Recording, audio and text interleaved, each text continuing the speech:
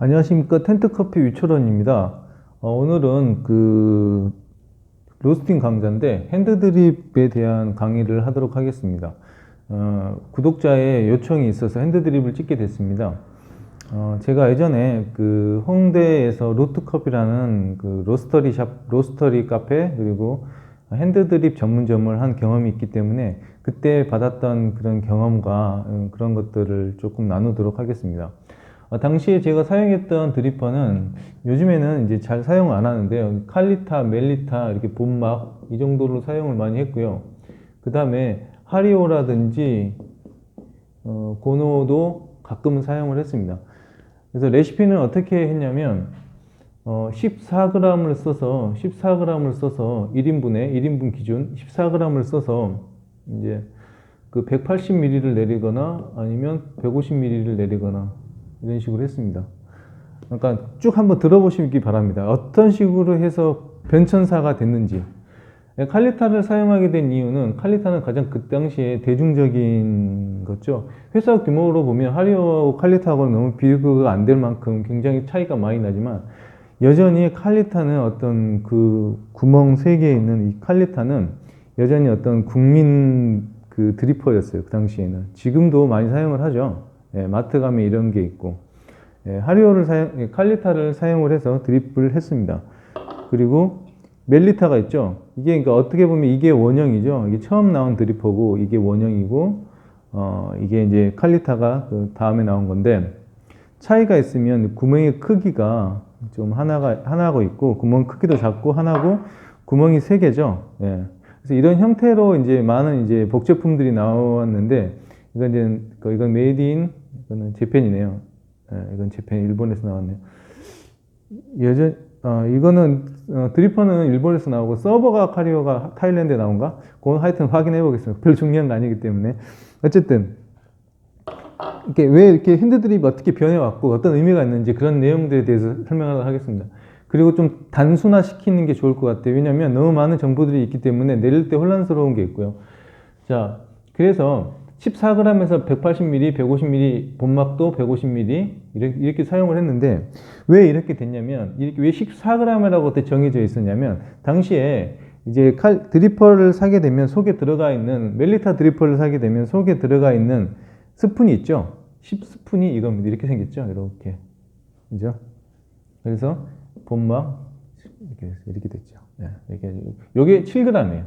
이걸 2스푼 사용을 하면 14g 됩니다. 그래서 이제 14 같은 애매한 숫자가 나와버린 거예요, 당시에.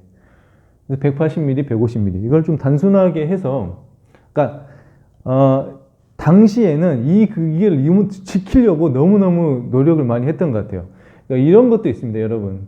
보면, 드립 가스 버너가 있는데 이거 일본에서 제작되는 이런 드립 버너죠. 그래서 불이 3개가 나오는 게 있고요. 불이 2개가 나오는 게 있고 불이 1개가 나오는 게 있죠.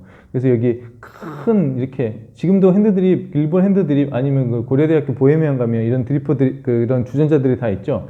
이렇게 해서 작은 주전자, 큰 주전자 이렇게 3개 해가지고 물 온도가 항상 일정하게 유지가 되는 이런 가스레인지예요. 가스레인지가 있고 여기에는 물이 끓고 있고 여기가 98도, 여기는 88도로 이렇게 큰 막대기 있죠. 핸드드립용 스탠드에 있어가지고 안에 온도계가 들어가 있는 이런 게 있잖아요. 그러니까 되게 이게 핸드드립이라고 하면 요즘에 핸드드립이라는 표현을 잘 안 쓰고 브로잉이라고 표현하죠. 브로잉. 그러니까 결과적으로 말하면 핸드드립은 일본 거죠. 훨씬 잘하죠. 그러니까 아마 지금도 일본 쪽이나 아니면 그런 그러니까 동양권 친구들이 브루컵 같은 데 나가면 상위권에 랭크하고 항상 1위를 하고 하잖아요. 그러니까 그거는 이 정신이 일본 거예요. 일본 핸드드립 자체가. 그러니까 일본 거라고 생각하시면 됩니다. 네. 말이 딴 데로 갔네요. 그러니까 당시에 저희가 이제 그러니까 제 개인적인 얘기는 강박이 있어가지고 14g을 써야 되고 물 온도를 맞춰야 되고 이런 것들에 대해서 굉장히 신경을 썼던 것 같아요. 근데 그게 또 지금 생각해 보면 그렇게까지 할 필요가 있었냐라는 생각도 들어요. 예, 그렇죠. 근데 이거는 건드리면 안 되는 듯한 그런 게 있는 것 같아요. 근데 그러한 정신들이 일본에는 그런 정신들이 있는 것 같아요. 일본에는.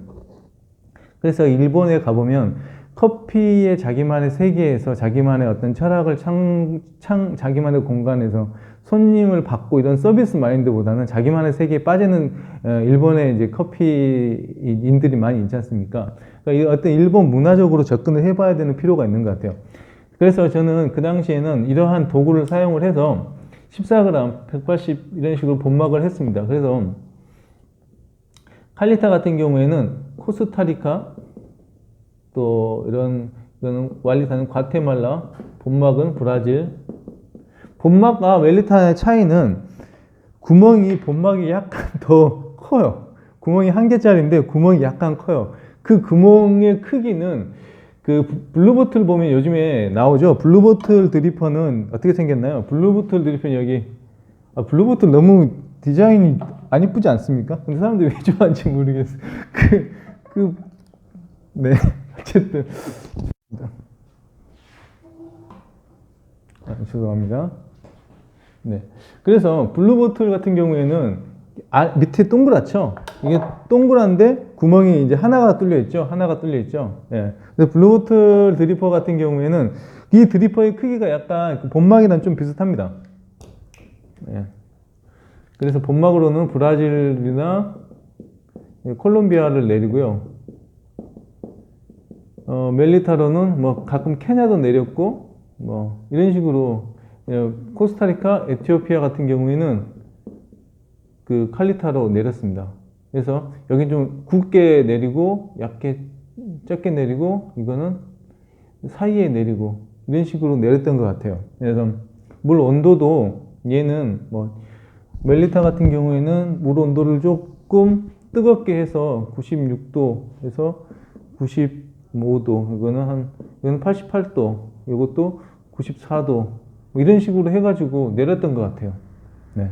그러니까 물 온도도 달리하고 굵게도 달리하고 쓰는 도구도 다르고 하다 보니까 커피는 맛있게 나오는데 이제 어떤 생각이 들었냐면 이게 만약에 제가 없었을 때 저희 직원이 내리면 또 커피 맛이 달라졌습니다. 그러다 보니까 일정하게 커피 맛을 내리는 게 중요하구나 라고 생각을 했습니다. 일본식은 이래서 힘들겠구나. 정말 장인정신을 가지고 2년, 3년, 2대, 3대 이렇게 가지 않는 한 이렇게 내려가지고는 힘들겠다라는 생각을 했습니다. 그래서 단순화 작업을 시작을 했습니다. 단순화 작업은 뭐냐면 이런 것들을 이제 다 일정하게 만들어 버리는 거죠. 그러니까 15g을 쓰던 거를 14g을 쓰던 거를 15g을 쓰게 되는 거고 20g을 쓰는 데고 30g을 쓰는 거고 이런 식으로 이제 숫자를 맞춰 나갔습니다. 맞춰 나가다 보니까 어떤 일이 벌어졌냐? 180ml를 하는데 180ml를 하다 보니까 200ml를 사용을 해서 뭐 360ml를 뭐 내린다든지 350ml를 뭐 내린다든지 뭐 이런 식으로 내리거나 뭐 30g을 써가지고 뭐 450을 내린다 이런 식으로 각 커피마다 매뉴얼화 시켰는데 그런 것도 어느 정도 한계에 부딪혔습니다. 왜냐면 이거 역시 이 숫자만 단순하게 됐지 사람들이 실제 내리기에서는 이게 손맛이 좌우를 하더라. 이런 걸 깨닫게 됐습니다. 그래서 옮겨간 게 케맥스입니다. 케맥스.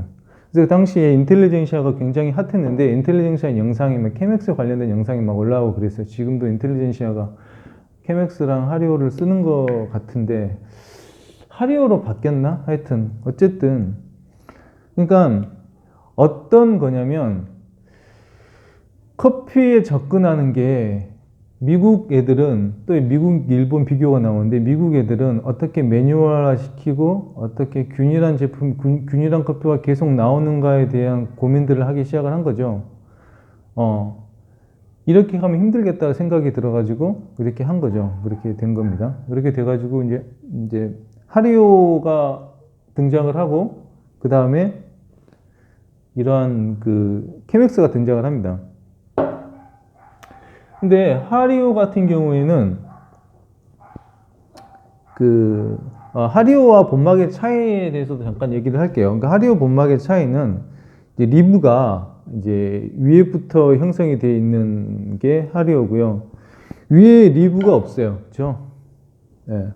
없고 그 밑에부터 이제 리브가 있어서 이걸 따라서 커피가 추출이 되는데, 그러면 두 개의 큰 차이는 이게 없다는 차이인데, 이게 어떤 영향을 주냐면 이게 커피에 그 속도에 영향을 줘요. 그래서 그 얘로 이제 점 드립을 할 때는 고노로 하죠. 점 드립. 그러니까 하는 이유는 위에서부터 적신 다음에 시간을 주고 적신 다음에 추출이 안 되게끔 잡아놓은 다음에 그다음 리브에 닿는 순간부터 추출이 일어나는 거죠. 그러니까 얘는 추출을 원활하게 하고 공기 구멍을 갖다가 이렇게 형성을 시켜서 막을 형성을 시켜가지고 그걸 타고 리브를 타고 커피가 내려가게끔 세팅이 된 거죠. 근데 이게 어떤 측면이 있냐면 얘랑 하리오랑 비교를 하다 보면 얘는 균일하게 되죠. 그러니까 이거는 칼리타 멜리타 같은 경우에는 그러니까 내려와가지고 여기서 어쨌든 몰려가지고 여기에서 이제 추출이 되는 거고, 하리오는 중력 방향으로 그냥 쭉 그냥 내려가는 거죠. 예, 그러다 보니까 이게 좀 균일하게 추출이 되는 건 있어요. 그럼 이게 더 얘보다 나은 기계인가? 안정성 측면에서는 뭐 기구인가? 이렇게 생각도 할 수 있는데 꼭 그렇지만도 않습니다. 그렇죠? 이것도 정말 쓰기 나름인 것 같아요. 그 다음에 나온 게 이제 케맥스의 시대가 됐죠. 하리오 고노의 시대에서 새로운 개념의 이제 케맥스라는 애가 등장합니다. 그죠? 케맥스가 들어왔는데 얘는 이렇게 생겨가지고, 굉장히 두꺼운 20%, 30% 어떻게 설명을 하냐면 20%, 30% 두꺼운 재질의 커피를, 필터가 두꺼워요. 그래서 이쪽으로 들어오는 거는 이쪽으로 해서 이제 공기 구멍을 통해서 이제 배출이 되겠죠. 그리고 아로마를 잘 잡고 있죠. 이 구조 자체가. 그래가지고 약간 디켄트처럼 냄새랑 아로마가 있습니다. 굉장히 깔끔하죠. 굉장히 깔끔하고 훌륭한 건데 케맥스의 단점은 너무 필터 값이 비싸요. 필터 값이.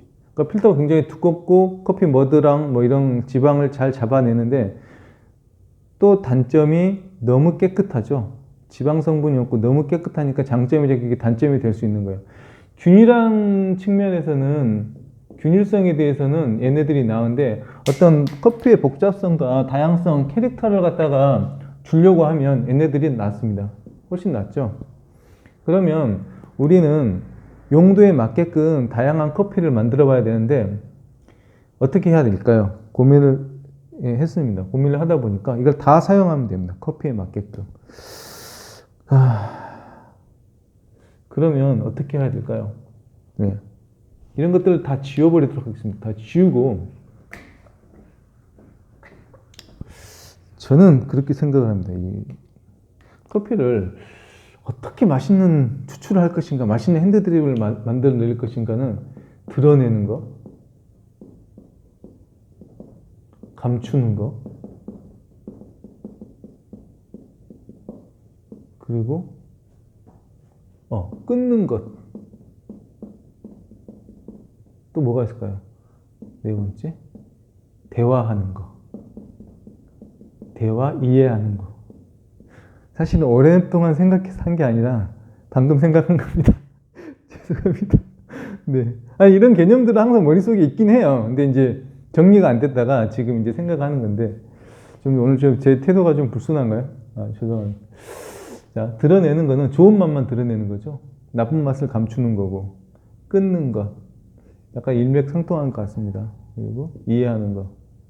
드러내는 거는 어떤 좋은 맛만 드러내야 되는 게 맞는 거죠. 그리고 감추는 거는 나쁜 맛을 감추는 거죠. 좋은 맛은 뭐가 있을까요? 좋은 맛은 충분한 좋은 맛이 많이 있잖아요. 커피가 가지고 있는 고유의 향과 맛과 깊이와 단맛과 뭐 다양한 것들.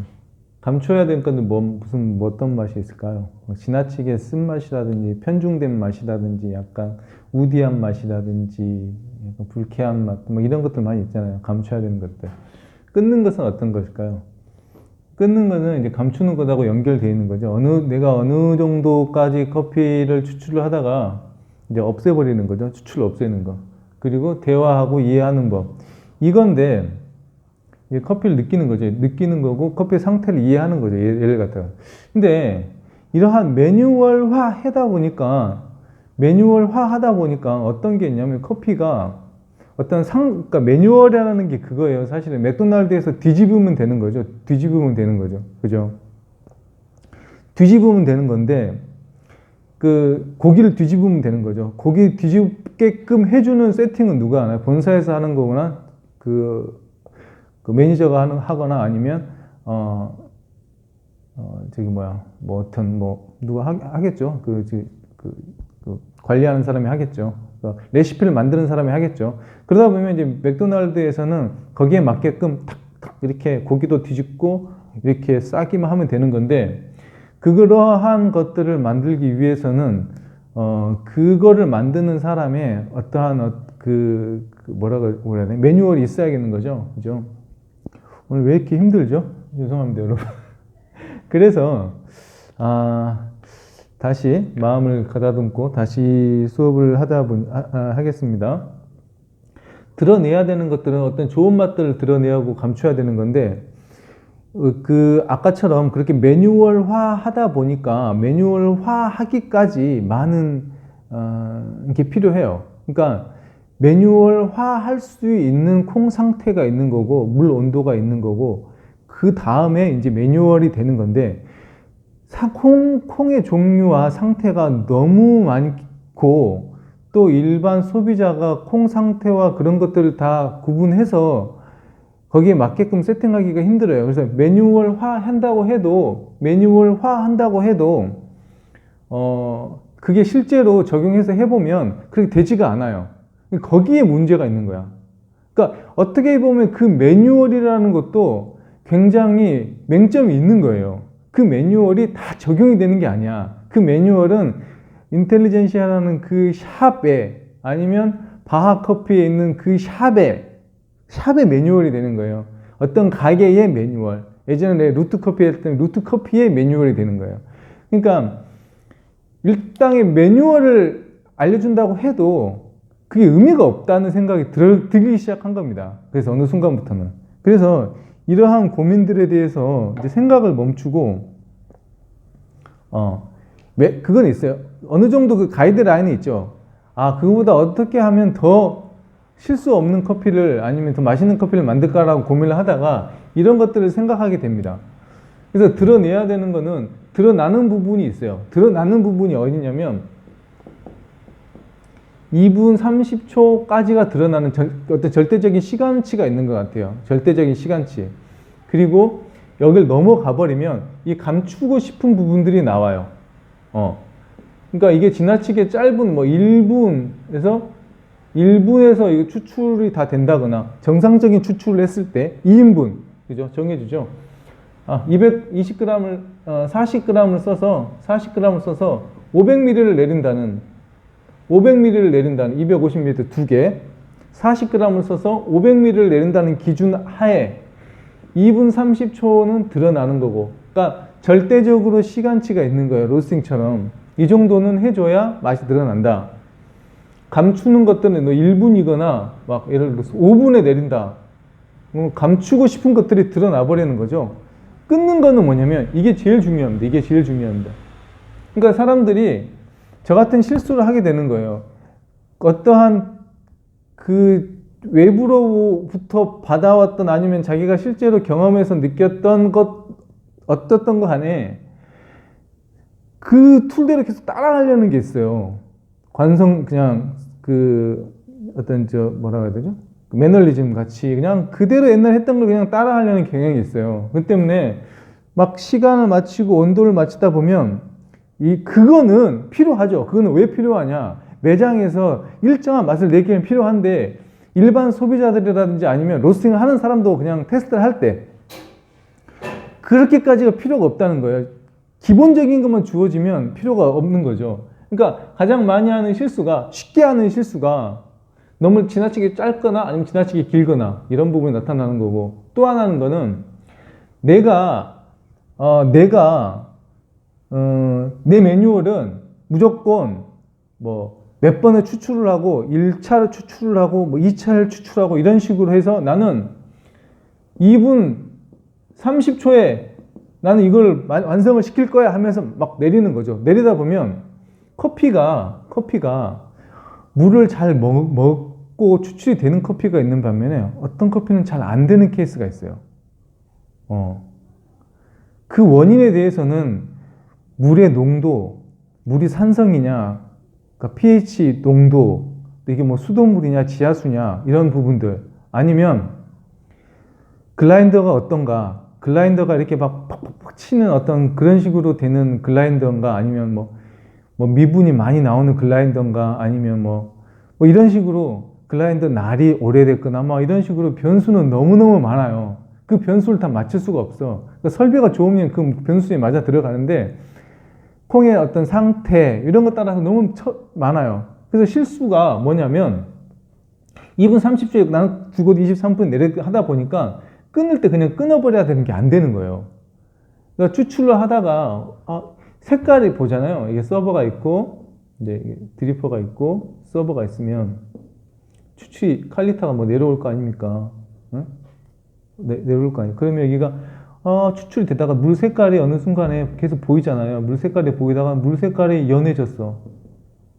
더 이상 안 나올 것 같아. 그런데도 2분 30초를 낮추기 위해서 계속 추출을 하다 보면 이 감추고 싶은 것들이 나와버리는 거죠. 끊어버려야 됩니다. 이럴 때는 그냥 2분에 맞추세요. 2분. 아니면 1분 뭐 50초에 맞춰도 돼요. 봐가지고 이거 괜찮겠다. 그냥 근데 이거 더 추출해도 괜찮을 것 같아. 근데 더 추출해도 괜찮을 것 같아 라고 하는 감을 익히기 위해서는 계속 이런 훈련들이 필요한데 그 훈련이 안 됐을 경우에는 물이 더 이상 추출이 안 되는 것 같아. 그러면 그냥 끊어버리고 2분 30초 안 하더라도 물로 채워서 나간다든지 이런 걸 하는 겁니다. 이건 이제 대화라는 건데 대화는 뭐냐? 대화라는 게 콩의 상태가 있잖아요. 콩 상태가 얘는 콩 상태가 너무 오래된 것 같아. 얘는 너무 신선해. 이러면 그러면 내가 30초에 뜸을 들이라는 개념이 있어요. 난 30초 동안 뜸을 들여야 돼. 이럴 때는 그냥 뜸을 안 들이고 너는 뜸을 들이면 더 안 좋은 맛이 많이 나올 것 같아. 얘야. 나는 그냥 가자. 이런 식으로 해서 강배전 커피라든지 이런 애들, 그죠? 강배전 커피 이런 애들을 그냥 뜸 없이 추출하는 거. 그러니까 콩 상태를 이해하고 이렇게 하는 거. 근데 사실은 이 강의가 굉장히 되게 좀 추상적이고 좀 유미적인 관점이에요. 그쵸? 그러니까 굉장히 이게 관념적이고 뭐 드러내고 감추고 그래서 어려운 건데 근데 일단은 매뉴얼대로 해 보시는데 이런 것도 한번 생각을 한번 해보면서 하는 거 어떤가 생각이 들어서 강의를 찍게 됐습니다. 그리고 커피 맛에 제가 저번 시간에 이제 그 커피 리뷰를 하면서 이제 그 하리오 드립 그 필터지에 대한 설명을 했습니다. 그래서 하리오 필터는 크게 세 가지가 있는데 그 종이 깍에 딱 들어있는 거 있죠. 제가 막 준비가 돼가지고 영상이 막 여기서 딱 나오고 막 그런 시기가 언제 올지 모르겠는데 하여튼 그 하리오 필터 보면 세 가지가 있는데 하나는 일본에서 제1공장에서 만드는 거예요. 그 공장에서 만들었는데 그 공장에서 만들다가 양이 많아지니까 그 공장 하나 인수해서 만든 게 이런 종이 필터에서 나온 게 있죠. 이렇게 생긴 거. 그리고 이렇게 생긴 거 있죠. 이렇게 완전 이렇게 딱 압착되어 있는 거. 그럼 보시면 수입지가 일본, 원산지가 일본 써 있는 게 있고 네덜란드 써 있는 게 있어요. 근데 그거는 이렇게 네덜란드가 있는 건데 여러분들이 드리고 싶은 거는 뭐 린싱 하는 거는 상관없어요. 린싱 하는 건 상관없는데 하리오 필터 일본에서 나오는 그거는 린싱을 안 해도 돼요. 그만큼 이거 린싱을 해서 받아서 먹어보면 거의 필터 맛이 안 나요. 이것도 거의 필터 맛이 안 나요. 근데 세 번째 거기에 그렇게 네덜란드 거는 필터 맛이 많이 나더라고요. 그래서 여러분들 필터가 이제 필터에 대한 걸 한번 나중에 다시 찍도록 하겠습니다. 오늘은 여기 너무 길어지면 또 지루하니까 뭐 이런 부분들도 한번 생각을 해보라 라는 개념으로 해보고 다음 시간에는 실제 핸드드립 추출하는 것도 해보고 필터는 그때 한번 다루도록 하겠습니다. 고맙습니다.